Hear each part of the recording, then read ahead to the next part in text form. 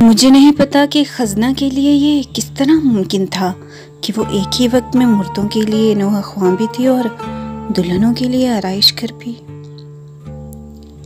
जब मुझे पहली दफ़ा उसको देखने का मौका मिला तो मैंने अम्मी और उनकी सहेलियों से इसके बारे में बहुत कुछ सुन रखा था। मैंने उस वक्त उसे देखा जब हमारे हमसायों में से एक आदमी की वफ़ात हुई, जिसकी उम्र तकरीबन 50 के करीब होगी। जब हमारी हमसाई ने आके बताया तो कुछ ज़्यादा हैरत ना हुई, क्योंकि बीमारी ने उसे अंदर ही अंदर ख़त्म कर दिया था। हसन की माँ, वो मर गया है। अल्लाह ऐसी आजमाइश से बचाए, उसने आम से लहजे में बताया। उस दिन मुझे महसूस हुआ कि मैं एक खुशी से भरपूर दिन गुजारने वाली हूँ। फौत होने वाले आदमी की हमसाई होने का मैंने भरपूर फ़ायदा उठाया। गली के दूसरे बच्चों को लेकर मैं छुपते छुपाते घर के अंदर चली गई, ताकि मुर्दा शख्स का चेहरा और उसकी बीवी और बेटियों को उसके लिए रोते हुए देख सकूं। मातमख्वाह औरतें तवातर के साथ अपने हाथों को लहराती कुछ जुमले बड़ी लय के साथ अदा करती जो उन्होंने पहले से याद कर रखे थे।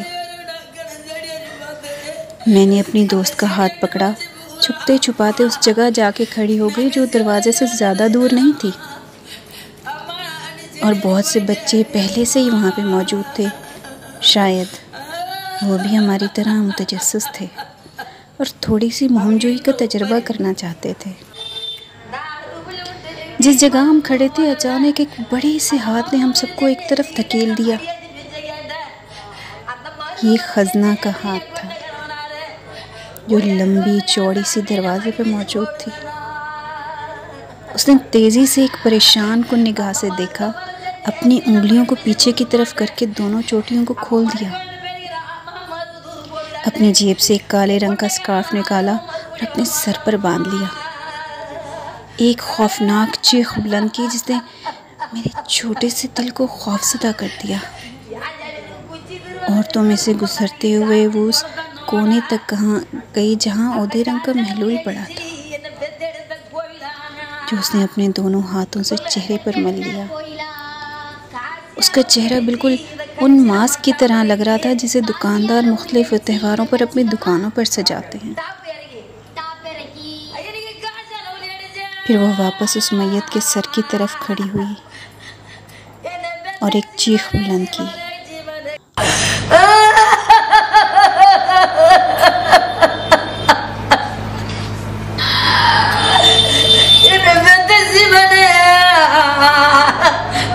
पूरी तरह अपने सीने को पीटना शुरू कर दिया। कुछ ऐसे अल्फाज लय की सूरत में अदा करती जिनको औरतें भी इसके पीछे दोहराती। आंसू पहले ही उनके चेहरों से मुसलसल गिर रहे थे। ऐसा लग रहा था ये सारी आहो बका खजना सिर्फ मरने वालों के लिए नहीं बल्कि गांव के तमाम फौत शुदगान के लिए कर रही है।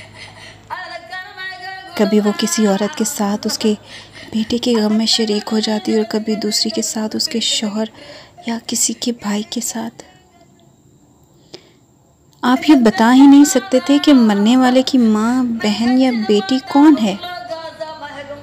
जैसे ही कोई औरत अपने रोने की आवाज़ बुलंद करती जिसमें मुबालगा आराई ज़्यादा होती, खजना उसमें अपनी तरफ से मज़ीद इजाफा करती।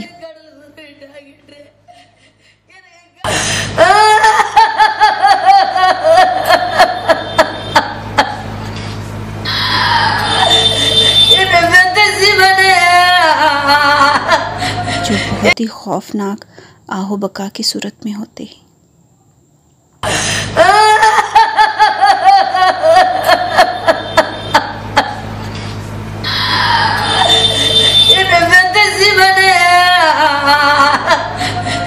बस फिर आंसुओं के गिरने में तेजी आ जाती और रोने की आवाज़ें मज़ीद बुलंद हो जाती और दुख की फिजा मज़ीद सोगवार हो जाती। इस तमाम मंजर का महवर खजना थी। एक ना रुकने वाली ज़ुबान, उल्लू जैसी आवाज़ जो हुस्न मलाल को बयान करने की मुकम्मल सलाहियत रखती थी। कोशिश का सिला हमेशा उसकी मेहनत के मुताबिक ही होता है। खजना की रियाजत ने उसके अंदर इस दुख की कैफियत को बहुत पायदार कर दिया था। मुझे याद है जब आदमी मुर्दा शख्स का जनाजा उठाने आए तो खजना ने किस तरह उनको वास्ते दिए कि वो जाने वाले को बहुत एहतियात के साथ उठाएं। इस दुनिया से उसका ताल्लुक़ ख़त्म करने में इतनी जल्दी ना करें। ये सिलसिला मज़ीद जारी रहता अगर एक आदमी जो इस सारी लफाजियत से तंग आ गया था उसने उसे एक तरफ ना धकेला होता। वो अपने दूसरे साथियों के साथ मैयत को उठाने में कामयाब हो गया। काले रुमाल एक दफ़ा फिर लहराए। औरतों की आहो बका में तेज़ी आ गई। कुछ अपने शौहरों को रो रही थीं और कुछ अपनी माओं को। ऐसे में खजना की चीखों पुकार ने दर्जनों औरतों के रोने को पीछे छोड़ दिया। जब जनाजे को आदमियों का दस्ता दूर ले गया और मैयत के ऊपर पड़ी टोपी इधर उधर हिलती नज़र आ रही थी, जब वो आंखों से ओझल हो गई तो खजना भी खामोश होकर बैठ गई। ये वो वक्त था जब औरतों को थोड़ा सा आराम का वक्त मिल गया। वो गम की इस कैफियत से बाहर आ गई जो उन पर गालिब थी और खाना लगाने में एक दूसरे की मदद करने लगी। खजना ने सबसे पहले अपना मुंह धोया, अपनी आस्तीन को बाजुओं से ऊंचा किया और जो कुछ उसके हाथ आया उसने अपने बड़े से मुंह में उसे भर लिया। मैं जो बच्चों के दरमियान खड़ी थी, देखा जो कुछ नीचे करता है खजना उसे अपने लिबास के सामने वाले हिस्से में डाल लेती है। मौके की मुनासिबत को भांपते हुए उसने एक थकी हुई मुस्कुराहट के साथ कहा, ये थोड़ा सा मसूदा के लिए है। जब मैंने मौत की खबर सुनी तो उसके लिए कुछ पका ना सकी। मौत वाले घर से खाना वैसे भी बाइसे सवाब होता है।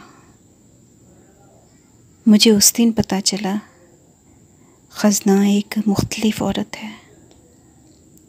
मरने वाले से ज़्यादा मौत उसके लिए अहम है। मैं उसका बड़ा सा खुला मुंह, खौफनाक हाथ और खुले घुंघरियाले काले बाल कभी भी भुला ना सकी।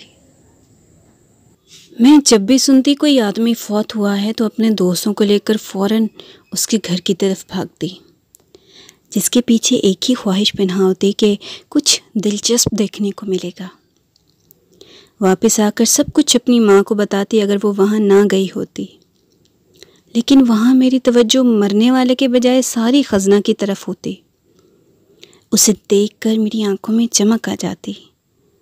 उसके हाथ जिनसे वो अपने चेहरे, सर और सीने को बुरी तरह पीटती, अल्फाज को कुछ इस लहजे में बयान करती कि गमज़दा ख़ानदान के ज़ख्म गहरे हो जाते, हत्ता कि दूसरे आने वाले भी इस दर्द को महसूस किए बगैर न रह सकते। अभी कुछ अरसा ही गुजरा था कि खजना को मुझे एक शादी में देखने का इत्तफाक हुआ। मुझे अपनी आंखों पर यकीन न आया। वो उन्हीं स्याह बालों के साथ जो बहुत सलीके से फूलों के साथ बंधे हुए थे, उसका बदवज़ा चेहरा उस पर मले हुए पाउडर से बिल्कुल मुख्तलिफ हैयत का बना हुआ था, जिस पे खजना उदा रंग मिला करती थी। उसकी आंखें बड़ी लग रही थीं क्योंकि उसने उनके दोनों तरफ काजल लगा रखा था। उसके बाजू मुख्तलिफ ब्रेसलेट से भरे हुए थे। कौन कहता है कि मौत फ़ायदेमंद नहीं है। उसका मुंह कहकाहों की वजह से मुसलसल खुला हुआ था और वो सिर्फ उस वक्त बंद करती जब वो अपने पीले दांतों से च्युइंगम चबाती। मुझे एहसास हुआ खजना को दुल्हनों के साथ भी वही रवैया रखना पड़ता है जो वो मुर्दों के साथ रवा रखती है। उसका काम शादी के दिन की सुबह के साथ ही शुरू हो जाता। सबसे पहले वो शीरानुमा महलूल से दुल्हन के चेहरे से बाल साफ करती, फिर उसकी बाहों पर पेंसिल लगाकर उनको खूबसूरत शक्ल देती और साथ ही दुल्हन को उसके जिनसी जिम्मेदारियों से भी आगाह करती, जो अमूमन सरगोशी की शक्ल में होती, या जो कुछ वो कहती उसे सिर्फ सरगोशी में ही अदा किया जा सकता था।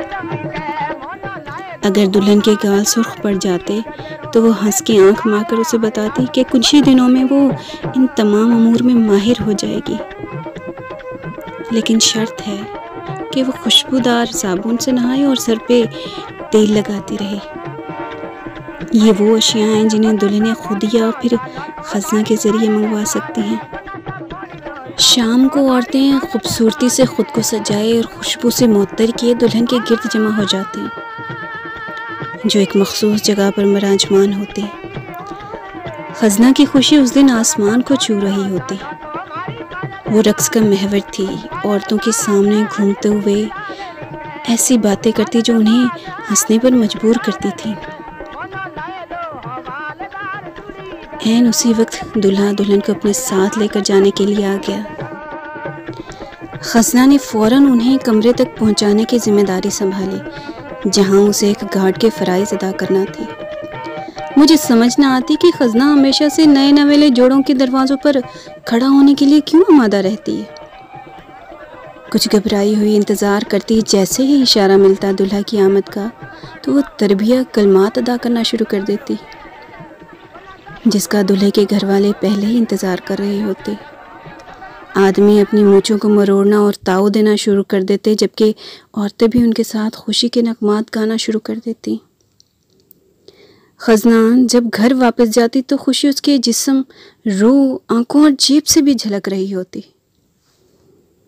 औरतों की शदीद ख्वाहिश थी कि खज़ना को भी ऐसी खुशियाँ देखना नसीब हों जो उसकी बेटी मसूदा की शक्ल में मिलना थी। मसूदा की शादी वाहिद ऐसी चीज़ थी जिसका खज़ना को भी शिद्दत से इंतज़ार था।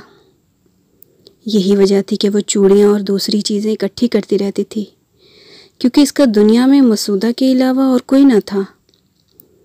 और जो कुछ वो शादियों और फौतगी की रस्मों से इकट्ठा करती, वो सब उसने उससे ही तो देना था। लेकिन शायद कुदरत खज़ना को खुश देखना ही नहीं चाहती थी। मैं वो दिन कभी ना भुला पाऊंगी। सख्त गर्मी थी और टाइफाइड बुखार का निशाना मसूदा के अलावा और भी बहुत से लोग थे। कोई ऐसा दिन ना जाता जब कोई इसका निशाना ना बनता। कहा जाता है खज़ना को एक दिन में 3-3 फौतगियाँ भुगतानी पड़ती थीं। बीमारी ने जब मसूदा का कुछ भी ना छोड़ा और बुखार उसकी अंतड़ियों तक जा पहुंचा और मौत को उस पर कोई रहम ना आया, खज़ना की फरियादों और दुआओं के बावजूद भी गांव के लोगों ने सुबह उठते ही बच्ची की मौत की खबर सुनी। वो सब हैरत ज़दा थे कि बच्ची की ज़िंदगी कहाँ से ख़त्म हुई। खज़ना अपनी ही बेटी की मौत पे कैसे मातम कुना होगी।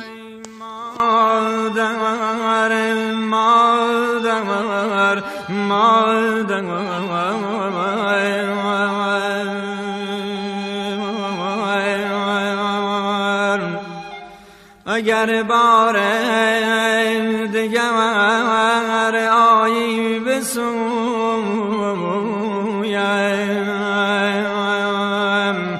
वही तोरा गम चोन गुली दाम बबूया।